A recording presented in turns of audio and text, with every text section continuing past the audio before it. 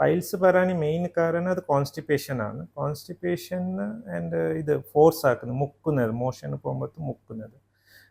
Constipation usually food ഹാബിറ്റ്സിലാണ്. Food habits പറഞ്ഞ് food, heavy food, more of protein, പിന്നെ smoking, അങ്ങനത്തെ ഇതെല്ലാം ഇതൊക്കെ ആക്കുമ്പോൾ യൂഷ്വലി മോഷൻ ഹാർഡാകുന്ന സ്റ്റേജസ് പോകുന്നു. പിന്നെ ഹാർഡാകുമ്പോൾ യൂഷ്വലി പേഷ്യൻറ്റ്മാർ മുക്കാൻ സ്റ്റാർട്ടാക്കുന്നു.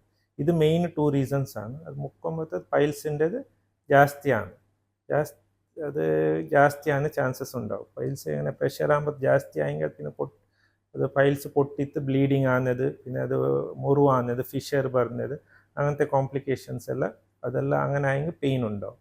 യൂഷ്വലി പൈൽസ് പെയിൻലെസ് ആണ്. അത് ഇൻഫെക്ഷൻ ആയെങ്കിൽ ഇല്ലെങ്കിൽ അത് പൊട്ടിത്ത് എന്താ ഇതായെങ്കിൽ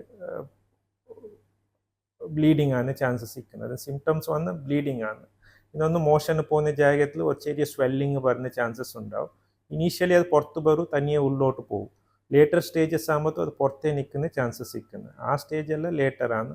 പുറത്ത് നിന്നെങ്കിൽ പെയിൻ വരുന്ന ചാൻസസ് അധികം ഉണ്ടാവും.